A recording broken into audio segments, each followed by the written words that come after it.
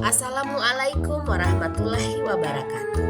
Kembali lagi kita pada aksi nyata modul 3.1 mengenai pengambilan keputusan berbasis nilai-nilai kebajikan sebagai pemimpin, di mana kita akan mempraktikkan proses pengambilan keputusan. Perkenalkan, saya Oktavioni, CGP 10 dari Guru SDN 12 Pahambe, Kabupaten Agam. Di bawah arahan Ibu Martini SPD selaku fasilitator dan Bapak Hendra Noviandi SPD selaku pengajar praktik. Tujuan pembelajaran khusus di mana CGP dapat mempraktikkan proses pengambilan keputusan, paradigma, prinsip, dan pengujian keputusan di sekolah CGP. Kasus dilema etika yang pernah saya hadapi. Sebagai seorang guru, saya dihadapkan pada situasi di mana saya harus meninggalkan siswa di kelas lebih awal karena ada keadaan darurat keluarga yang membutuhkan perhatian segera.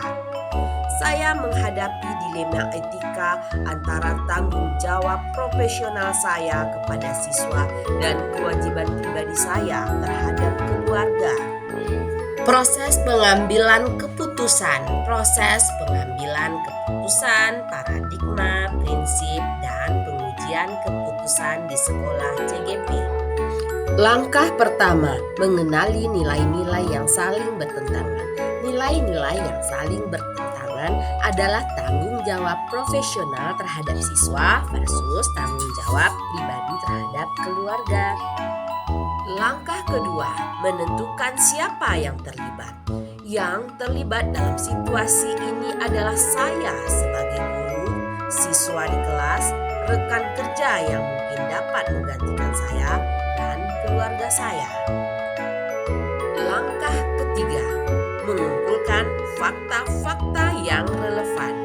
Fakta-fakta yang relevan adalah: pertama, ada keadaan darurat keluarga yang membutuhkan perhatian segera. Kedua, siswa di kelas sedang dalam proses pembelajaran yang membutuhkan pengawasan dan bimbingan. Yang ketiga, tidak ada guru pengganti yang dijadwalkan pada saat itu. Keempat, meninggalkan siswa tanpa pengawasan melanggar kebijakan sekolah. Langkah keempat, pengujian benar atau salah. Uji legal. Meninggalkan siswa tanpa pengawasan mungkin melanggar kebijakan sekolah dan dapat dianggap sebagai kelalaian. Uji regulasi.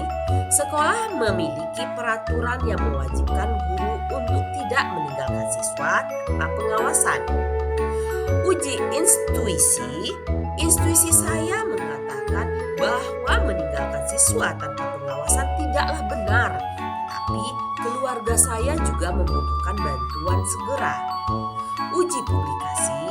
Jika keputusan saya dipublikasikan, saya harus siap menghadapi konsekuensi dari meninggalkan siswa dan menjelaskan keadaan darurat yang memaksa saya untuk melakukannya. Uji panutan atau idola. Panutan saya mungkin akan mencari cara untuk memenuhi kedua tanggung jawab seperti meminta bantuan rekan kerja atau memberitahu pihak sekolah tentang situasi darurat. Langkah kelima, pengujian paradigma benar lawan benar. Paradigma yang terjadi adalah tanggung jawab. Tanggung jawab profesional versus tanggung jawab pribadi. Langkah keenam, melakukan prinsip resolusi.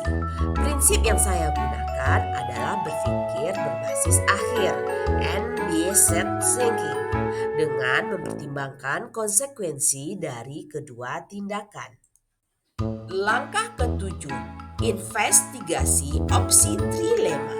Opsi lain yang bisa dipertimbangkan adalah: pertama, meminta bantuan rekan kerja untuk mengawasi siswa sementara saya menangani keadaan darurat.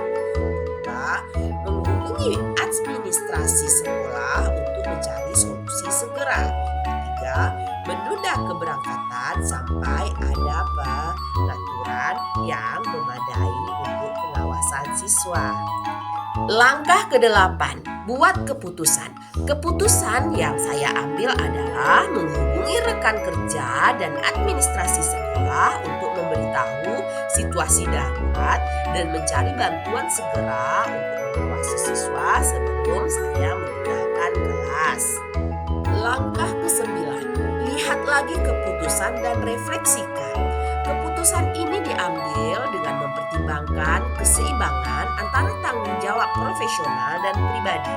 Dalam refleksi, saya menyadari pentingnya memiliki rencana darurat yang jelas untuk situasi semacam ini dan memastikan komunikasi yang efektif dengan pihak sekolah dan rekan kerja. Sekianlah aksi nyata modul 3.1 saya. Terima kasih.